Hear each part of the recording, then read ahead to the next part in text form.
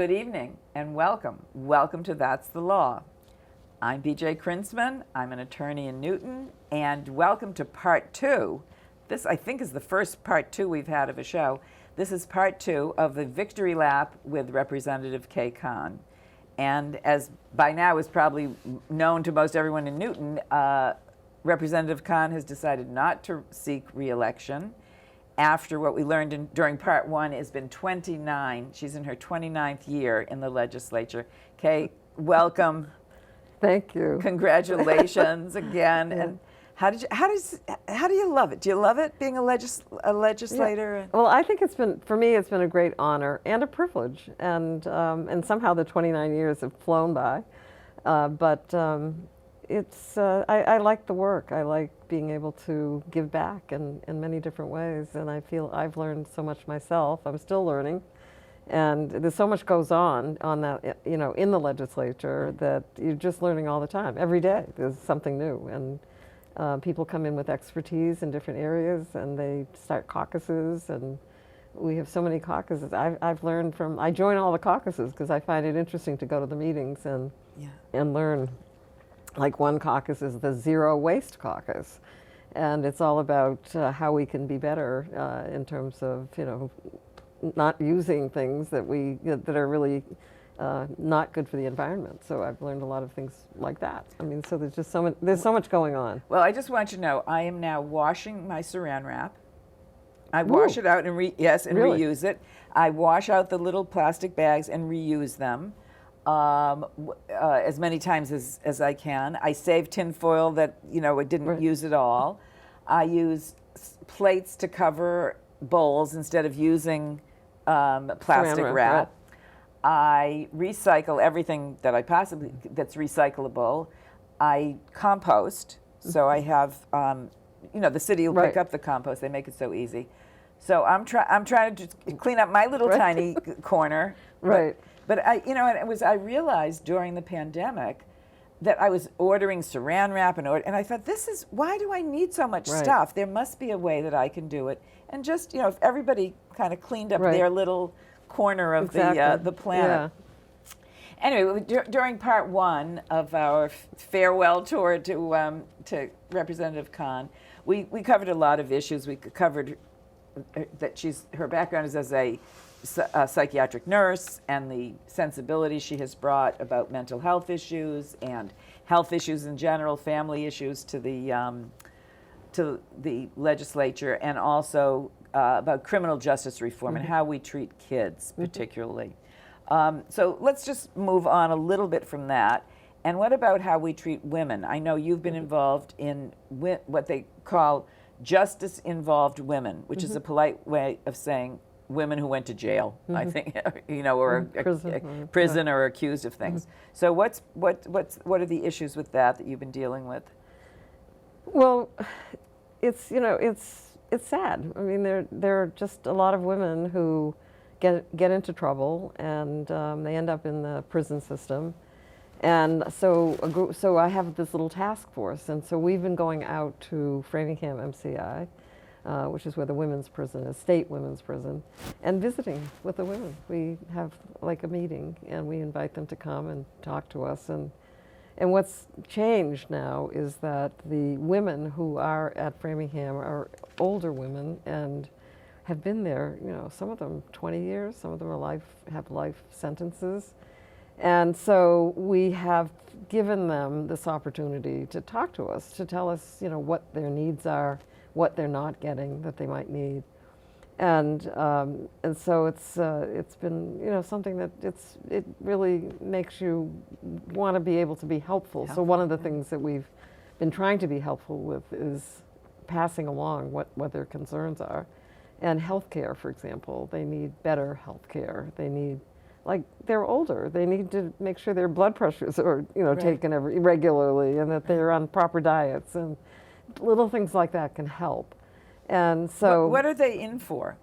Is it all across the board? Well, I mean, I can't even imagine a woman in for life. What that's about? Killed somebody. Probably. Yeah. Yeah. And it's all public. I mean, you could look it up, but I haven't looked it up. So that's an issue. Just trying to be supportive and helpful as much as we can. But then more recently, sort of moving to look more at the jails. And because the jails are also have women coming in and out, cycling in and out, and it's a faster kind of movement. Right. So so we're working with, there's a woman by the name of Susan Sarad, who's from Newton, who's a professor at Suffolk University, and she's written a lot about women who've come into the criminal justice system. So they're coming out with a report, and they've focused more on the jails now because the women who are in prison have been there, they're lifers. Yeah. But the women that are coming in and out of the jails, what their needs are, Right. you know, if they're pregnant, if they're, you know, what their health needs are, Right. why are they coming through, what can we do to help, you know, Right. get them the kind of help that they might need for, you know, figure out education, mental health, you know, all kinds of things. Right. So we're focusing right now on the women who come into the criminal justice system in the jails. So, can you stay on any of these committees even after you are no longer in office? Oh. Would you still go to the, yeah, one of you could still go to the prisons? Or if you'd want to, I don't know. Yeah, I probably wouldn't, but Yeah. but there are people that do. I mean, I know people that go out there because they feel that they want to bring some education. Yeah. I know a person in Newton, for example, goes, I think, a couple times a week. Yeah. He's retired. He's a physician. He goes out to Yeah. give classes on healthcare or other interests. So Fabulous. there are a lot of people that are trying to help and go in. So I could, but.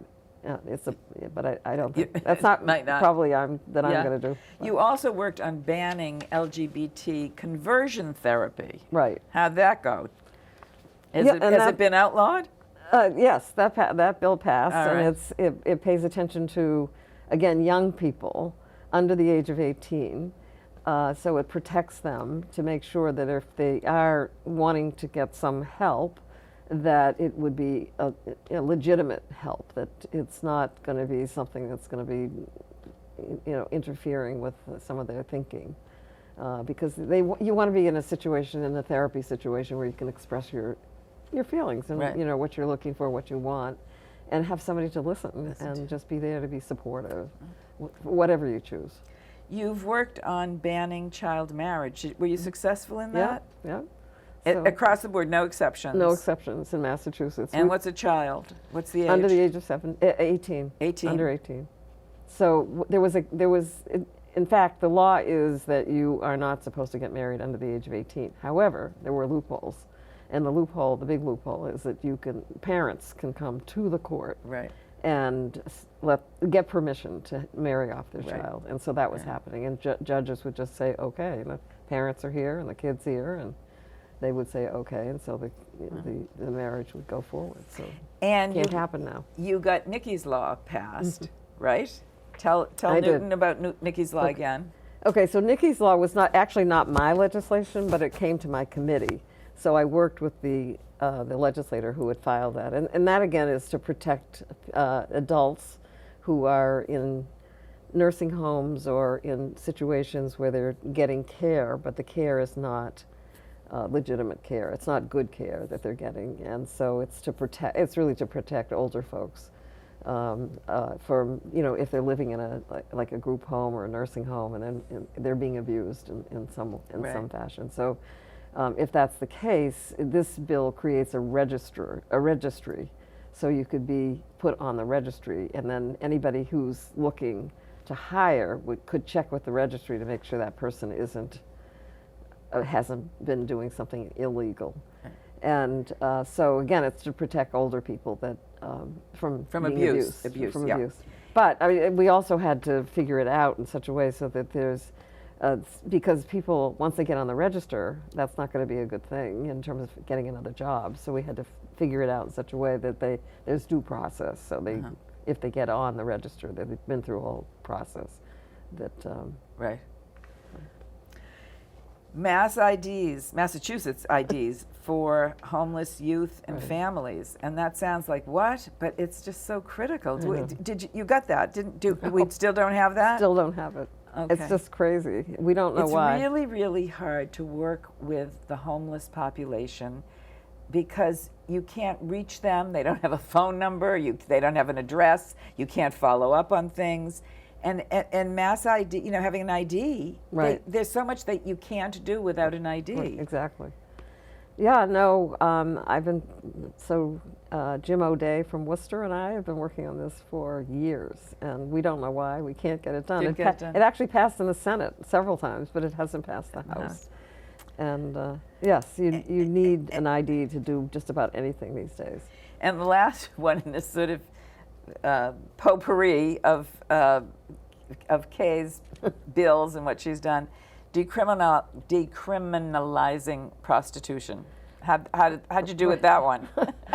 That's still stuff going on. Yeah, and there are a lot of people that are really looking at that. Not just me, but there are several legislators. So yeah, so it's it's been interesting. I've learned a lot, and we're still working on. My focus has been more on the young kids, again, under the age of 18, Yeah. that if they get picked up, that they don't go to jail or prison, that they get treated properly and get education and Right. and support. Do you ever trade votes? Trade votes. Well, somebody has a bill, and well, if you'll vote for mine, I'll vote for yours. Oh. That's, things you didn't really want, but you want your bill so much that you're willing to vote for theirs so you can get yours. I can't say that that's what happens. At least. Okay. Yeah, I mean, what happens is that when This is your chance for a confession, Right. Kay. This is, No, I don't sign on to anything that I feel isn't worth my signature. Right. I look at everything, and we so essentially, just to give you a little bit about the process. So in January of the beginning of the sessions, so the sessions in Massachusetts are 2-year sessions, and the session starts in January, like January 2023 was this session started January 2023. It ends at the end of the year in 2024. The main portion ends on July 31st. But you file your bills. And then the bills are public information. Right. So I hear from my constituents who will write to me and say, oh, make sure you sign on to this bill or that bill. Or people will come to me and say, can we meet with you and tell you why we want you to support this particular bill. So it gives us as legislators an opportunity to decide which ones we're going to sign on to, which ones we're not going to sign on to. But there's no real trading. Yeah. Okay. Yeah. I believe you. Yeah. It just occurred to me because you I were mean, I talking might about. say to somebody if they want me to sign on to the bill, I might question. Yeah. I'm not going to sign on to this because I don't think it's Right. whatever. Right. But I mean, I hadn't really thought about it, but I mean, you look for people that are going to be helpful and supportive, and some of them are not. I mean, Right. it has happened that. I mean, I could tell some stories, but I won't do it now. Oh, okay. We have to have part 3, Right. Newton, if you want. And if you at want- dinner. if you want to hear the rest. Okay, I'm going to take you now out of the State House and bring you back into Newton. Okay. And talk about all the wonderful things you've done for the city of Newton, and particularly in the cultural arena. Mm-hmm. I know that you've the cultural life of Newton. You came on Law Line. It was called Law Line at that time. That's this show now, but I had to change the name. Long story, but I told you that in an episode if you've been paying attention, Newton. I have October 14th of 2014 that you came on Law Line with Adrian Hartzell. Okay. And we were talking about the Newton Cultural Alliance. And was the Nathaniel Allen House stuff starting then? I don't remember. So it might have been. We might have been in the process of that. Yeah. So, I mean, just to give a sort of summary. So I'm an arts person. I love the theater. I love the ballet. I studied ballet for 20 years. And I just really like to wrap my arms around art and culture. And so when I first was running for office, in fact, somebody asked me if I would meet Adrian and think about joining the New Philharmonia Orchestra board. So I've been on the board of the New Philharmonia Orchestra for 29 years. Right. They've been around for 29 years. Yeah.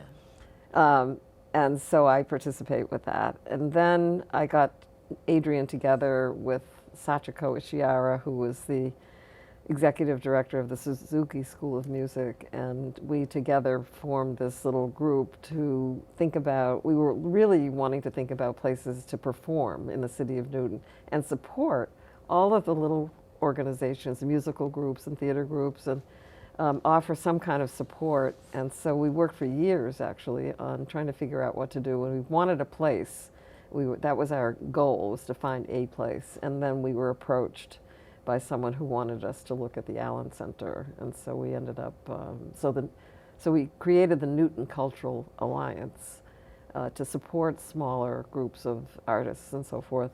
But we were able to, through a generous donor, we bought this house, the Allen Center, the Allen House. Right. And so that's been about 15 years in the making, and now it's, I don't know if you've seen it, but you have to come see it if you haven't. It's just amazing. I was there, but I think it's years ago now, and my recollection, frankly, is that when the pandemic happened, and in part when we talked about before and after the pandemic, I stopped, going to public places for quite a while, so I haven't been there for quite a while. Well, you have to come because. So during the pandemic, things slowed down, obviously, and we still had to finish up we had an architect, we did a whole renovation of the whole place. Right. And so I would just invite anybody listening to sign on to newtonculture.org, and you can get on a mailing list, and you can hear, and I mean, you can receive information every week about what's happening at the Allen Center and also other parts of Newton. But the Allen Center is amazing, and it is just this incredible place where you can bring in all of these different organizations and just things that are happening there. And so it's definitely worthwhile. Sign up, get on the mailing list. All right, I will do. Will do. You can come to a concert with me, and you don't have to go to Boston. I mean, it's amazing. Right here in the city of Newton. We had this incredible Irish group came and performed just recently. It was just before St. Patrick's Day, and they were unbelievable. And if you look at my Facebook, I post everything. So it's funny because I was thinking while you were talking that because she's been on the show so many times and over the years, and we've become friends, and we go out to dinner and we try to find each other from time to time. And I'm thinking, because I am like a total culture vulture, why haven't we done stuff together? So we'll get on that. Okay. We will get on that. There's a concert coming up. You can come. All right. Thank you.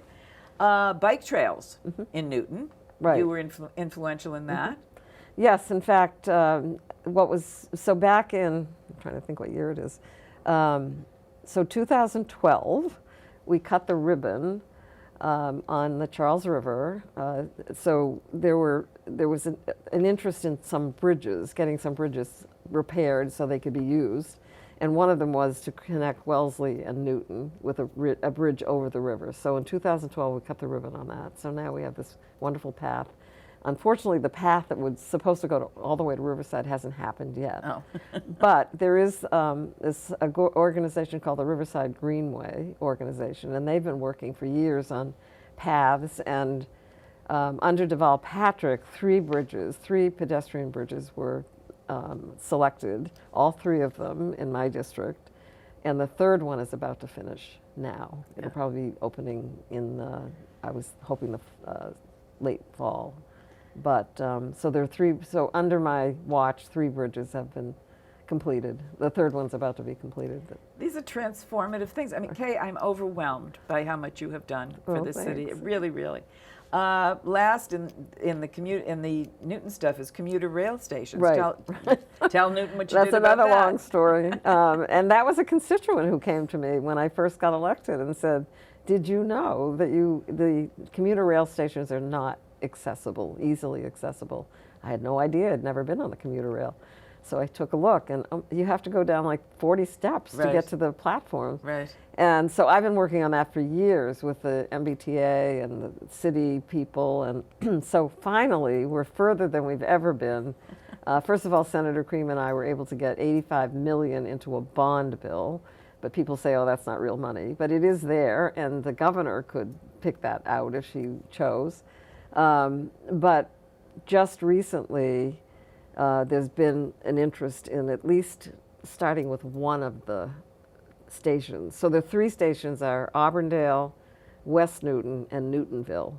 And so the Newtonville station, there's a grant. We've contacted the federal government about a grant to actually bring that into compliance and to have an elevator. An elevator. Right. It's a fairly easy. We want all three to have elevators, but we're going to start with one. Right, right. And in fact, coming up, I think on April 10th, there's going to be a presentation. It'll be public of the plan, the design for the Newtonville station. So that's very exciting.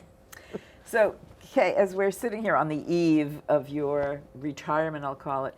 Actually, when is your term up? In December 31st. December. So you've got we're doing this show now in March. So you've got some months left, and you said you've got 45 bills still. 33. 33 still in Process, right. process.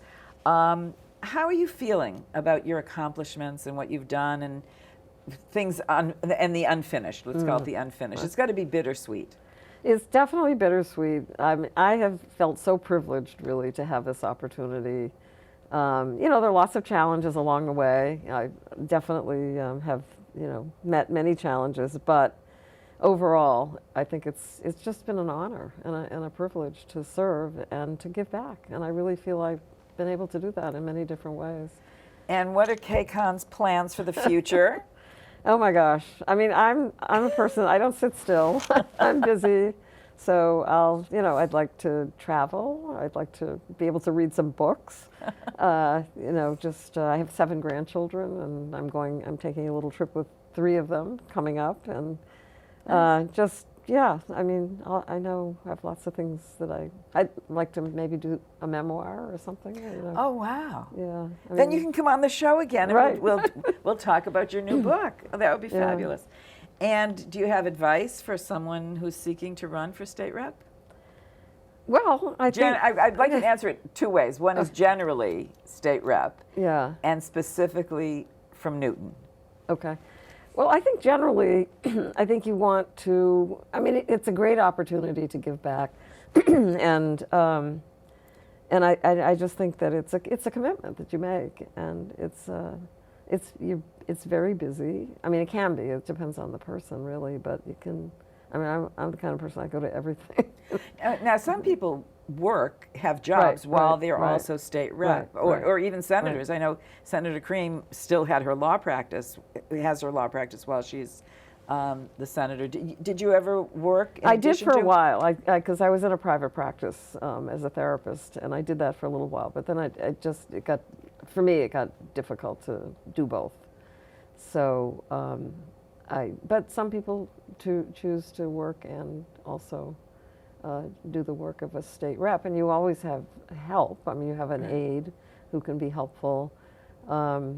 What's the salary level? That's the problem. It's the salary isn't. If you move up into leadership, it's a little better, but it's not great.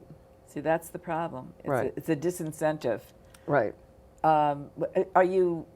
Do you have a kind of person in mind who you think would be a good rep? I'm not asking you to endorse a candidate, but just what Newton needs, how Newton needs to be represented at the state level. Well, I think you really want somebody who really cares about wanting to be involved and think about how to make the state a better state, how to make your city a better city. It's a commitment, and I think you want somebody that really wants to do all of that. And because I've been struck as we've been talking, there's sort of a dichotomy of doing statewide, trying to get statewide bills passed, and then also the work you've done just for Newton. Right. The cultural areas we were talking about before. I always say that a legislator, the role of a legislator is you want to take care of your constituents. They're the ones that vote for you, so you want to make sure that you help them, with whatever their needs are, and it can vary. And then you also want to work with your community so that, that anything that's on the state level, like the transportation is state. We bring back money to our community for education. We bring in the budget. We help with anything to do with public safety, funding. So anything that's related to the state comes under us, our responsibility. Right. And then the third thing is that you have an opportunity to sit on a committee, and the committees are the ones that really make the Do the work, laws. yeah. Right. So you have people come to you and give you ideas. I have a lot of constituents that are really interested in climate, and so we meet on things. They come with bills that they want me to support. So I work with my constituents on things that really are of interest to them. Nowadays, and when I first started in the legislature, it was letters. You would get letters and you would answer the letters. Now it's like emails, right. Constant emails. And some of them are blast emails, so some organization might send out a blast email. And some of them are individuals, and they leave their address, and I always like to answer my constituents, those if they leave their address and they're in my district. Right. But the legislature, we're the ones that make the laws, and so we get to do that. And we support. You might be on a committee, like I'm on the healthcare committee, so I like to look at all the stuff that comes forward that pertains to health. But you can also look at bills in other committees. I mean, so you have a wide variety of opportunity to either submit your own bills or work on helping other people. Yeah, were you involved at all in the teachers' strike? No. Did anybody, that didn't even come near your office? Well, I think we kind of decided to stay out of it because, we didn't know the details of what was happening in terms of the arguments for and against. It's not part of our bailiwick actually to get to that. So it really divided the city. It was a very difficult, very difficult time. We've got 1 minute left, but I just want to, any thoughts on the 2024 federal elections? Well, I'm voting for Biden. What can I say? I think it's just very worrisome, frankly. I'm very, very worried about it because it could be the end of the democracy and the end of the United States. I mean, it's probably the most important election. I think so. Coming up from anything that's happened in the past. Yeah, I agree with you. We have now had part 1 and part 2 of the victory lap for Representative Kay Kahn. It has been such a pleasure to get to know you. It's wonderful to watch all you have done. Thank you. For the city, for the state, for women, for children, for people who are criminally justice involved. So much that you've done. This is just a little way of trying to thank you for all you've done. You have really done a fabulous job. Oh, thanks. Any parting words for the city? Oh my gosh. Well, I can just say it's been, certainly to my constituents, it's been a great honor, and I'm really grateful that you've sent me back, for all these years. 15 times, I think. Yeah. So it's so great. Yeah. Thank you so much for all you've done. Thank you. And thank you for being with us, and we'll see you next time on That's the Law. Good night. Good.